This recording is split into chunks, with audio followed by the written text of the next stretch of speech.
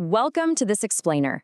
Today, we're diving into a milestone that completely shattered our understanding of wealth, the historic June 12, 2026 SpaceX debut on the NASDAQ. This wasn't just another company going public. It was the exact moment Elon Musk officially became the world's first trillionaire. Literally in a single second of trading, a massive new financial threshold was crossed. But as you'll see, what sits beneath this astronomical number is a fascinating and honestly sometimes unsettling story of market psychology, systemic loopholes, and political maneuvering. So let's start peeling back the layers. $1 trillion, I mean 12 zeros. Our human brains just aren't wired to casually process a number this massive. To put it into perspective, if you were to spend $1 million every single day, it would still take you over 2,700 years to deplete a $1 trillion fortune.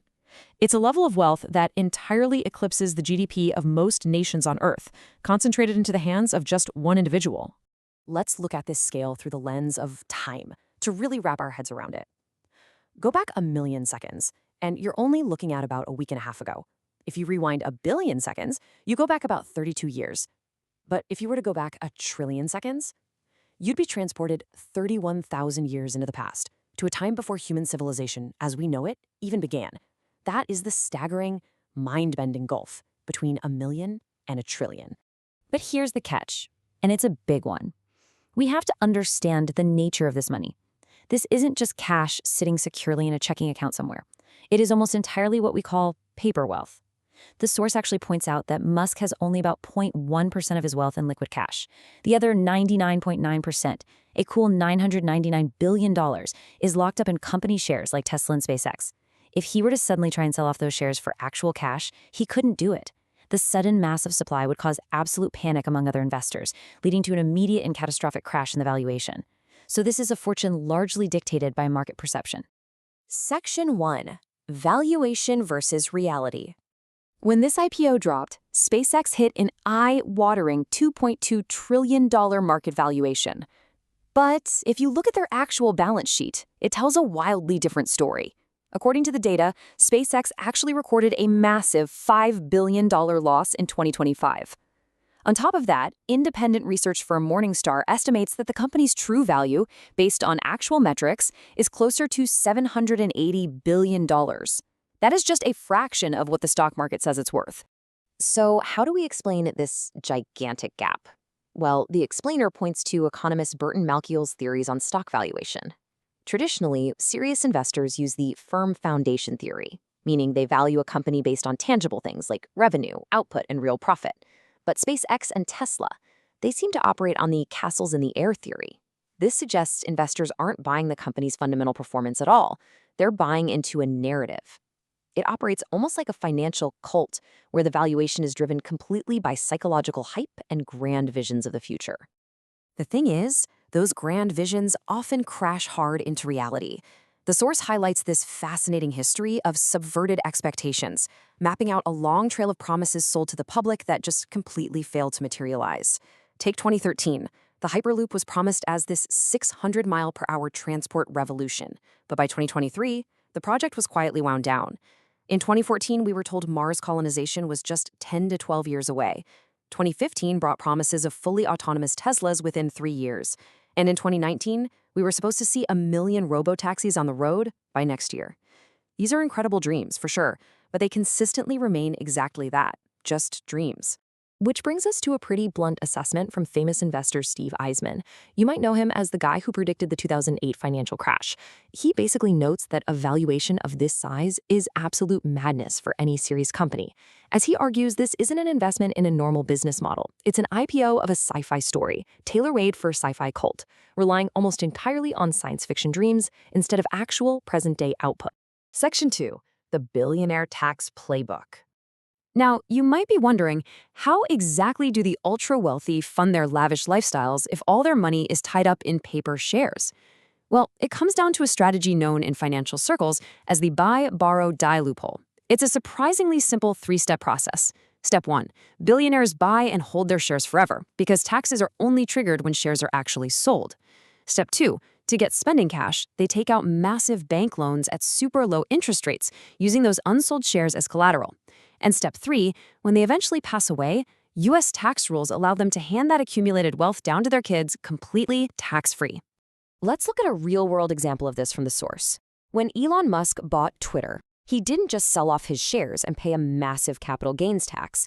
Instead, he used $62.5 billion in Tesla shares as collateral to lock down a $12.5 billion bank loan. And since loans aren't considered income, they aren't taxed. By taking a loan instead of drawing a salary or liquidating stock, billionaires can legally sidestep the income and capital gains taxes that the rest of us pay to fund public infrastructure. The end result of this loophole is a genuinely staggering disparity in the tax burden. Think about it. Your average working-class citizen in the U.S. pays roughly 20 to 30% of their income in taxes. Meanwhile, by utilizing these borrowing strategies, the analysis shows Elon Musk paid an effective tax rate of just 3.2% between 2014 and 2018. And that was during a period where his net worth was absolutely skyrocketing by billions. Section 3. Politics, Power, and Policy. All right, diving deeper into the analysis, it suggests that political lobbying played a definitive role in reaching this valuation.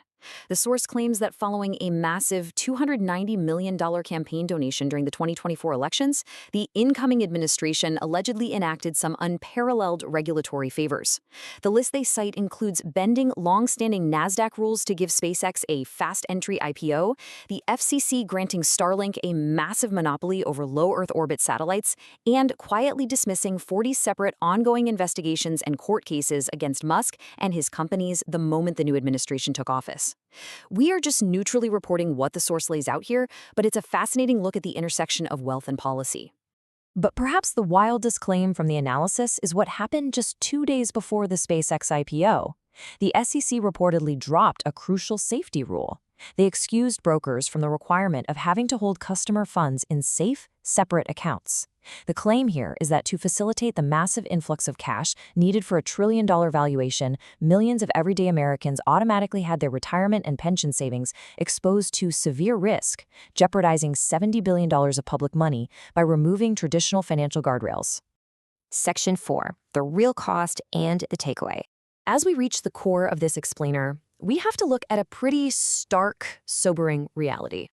Based on data from the UN World Food Program, it would take an estimated $40 billion a year to entirely eliminate world hunger by the year 2030. Now, $40 billion is a huge number to us, but it's a mere fraction, just 4% of a $1 trillion net worth. The source reminds us that when the UN laid out a specific multi-billion-dollar roadmap to save tens of millions from starvation, which, by the way, was a challenge the billionaire had previously demanded to see, he famously ignored it, choosing not to deploy his wealth for that cause. So what does this all mean for us? The crucial takeaway here is about where you put your own trust and resources. Instead of getting swept up in market hype, financial cults, or throwing money at companies banking on unfulfilled sci-fi promises, protect yourself. Invest in companies that actually demonstrate strong fundamentals, real revenue, and true profit. But honestly, more importantly, invest in your own tangible skills. Upskill yourself in areas like AI and technology, because your own capabilities, that's a form of wealth that can literally never crash. We're going to leave you today with this final provocative thought from the source material. We've seen how $1 trillion is built on paper, bolstered by loans, and protected by policy.